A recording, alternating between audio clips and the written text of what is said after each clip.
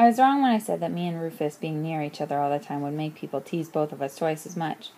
People started leaving me alone and going right after Rufus. It was easy for them to do, because he was kind of like me. He had two things wrong with him, too. The first thing wrong with Rufus was the way he talked. After he said that "Hiya, y'all" stuff on the bus, he got to be famous for it, and no matter how much he tried to talk in a different way, people wouldn't let him forget what he'd said. The other thing wrong with him was his clothes. It didn't take people too long before they counted how many pairs of pants and shirts Rufus and Cody had. That was easy to do, because Rufus only had 2 shirts and 2 pairs of pants, and Cody only had 3 shirts and 2 pairs of pants. They also had only 1 pair of blue jeans, and they switched off on. Some days Rufus wore them, and some days Cody rolled up the legs and put them on. It's really funny how something as stupid as a pair of blue jeans can make you feel real bad, but that's what happened to me. We've been sort of secret friends for a couple weeks before people really started getting on them about not having a bunch of clothes. Me and Rufus and Cody were on the bus right behind the driver one day when Larry Dunn walked up to our new seat and said, "Country cornflake, I notice how you and the little flake switch off and on them pants. And I know Fridays is your day to wear 'em, but I was wondering if the same person who gets to wear the pants gets to wear the drawers that day, too."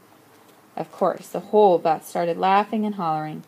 Larry Dunn went back to his seat real quick before the driver had a chance to tell anybody the secret he knew about Larry's mama. I looked over at Cody. He had the blue jeans on today and was pulling the waist out to check out his underpants. Maybe it was because everybody else was laughing.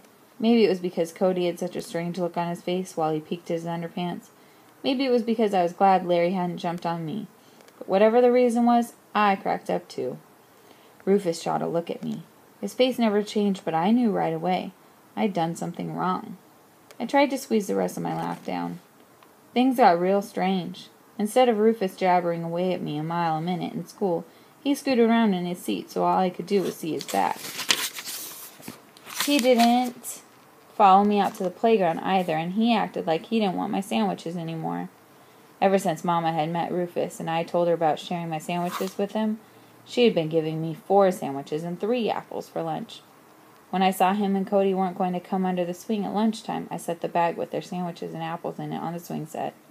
The bag was still there when the bell rang. They quit sitting next to me on the bus, too, and Rufus didn't show up that night to play. After this junk went on for 3 or 4 days, I sneaked the pillowcase full of dinosaurs out and headed over to where Rufus lived. I knocked on the door and Cody answered. I thought things might be back to being okay because Cody gave me a great big smile and said, "Hiya, Kenny. Will you want to talk to Rufus?" "Hi, Cody." "Just a minute." Cody closed the door and ran back inside. A minute later, Rufus came to the door. "Hey, Rufus, I thought you might want to play dinosaurs. It's your turn to be the Americans." Rufus looked at the pillowcase, then back at me. "I ain't playing with you no more, Kenny." "How come?" I knew, though. "I thought you was my friend. I thought you was like all them other people," he said. "I thought you was different." He didn't say this stuff like he was mad. He just sounded real sad. He pulled Cody out of the doorway and shut it. Rufus might as well have tied me to a tree and said, "Ready, aim, fire." I felt like someone who had pulled all my teeth out with a pair of rusty pliers. I wanted to knock on his door and tell him I am different, but I was too embarrassed, so I walked the dinosaurs back home. I couldn't believe how sad I got. It's funny how things could change so much and you wouldn't notice. All of a sudden I started remembering how much I hated riding the bus. All of a sudden I started remembering how lunchtime under the swing set alone wasn't very much fun. All of a sudden I started remembering that before Rufus came to Flint, my only friend was the world's biggest dinosaur thief, L.J. Jones. All of a sudden, I remembered that Rufus and Cody were the only 2 kids in the whole school, other than Byron and Joey, that I didn't automatically look at sideways. A couple of days later, Mama asked me to sit in the kitchen with her for a while. "How's school?" "Okay." I knew she was fishing to find out what was wrong, and hoped it wouldn't take her too long. I wanted to tell her what I'd done. "Where's Rufus been? I haven't seen him lately." It was real embarrassing, but tears just exploded out of my face, and even though I knew she was going to be disappointed in me, I told Mama how I'd hurt Rufus's feelings. "Did you apologize?" "Sort of, but he wouldn't let me talk to him."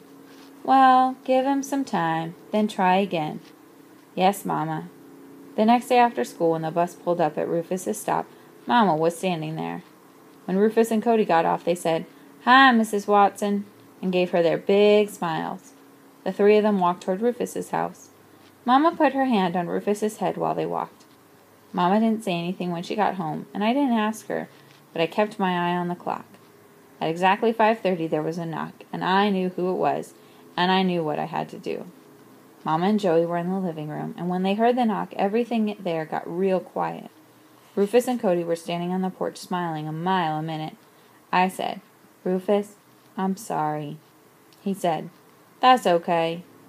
I wasn't through, though. I really wanted him to know. "I am different." He said, "Shoot, Kenny. You think I don't know?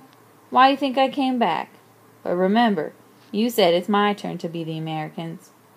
People started moving around in the living room again. I guess I should have told Mama that I really appreciated her helping me to get my friend back, but I didn't have to. I was pretty sure that she already knew.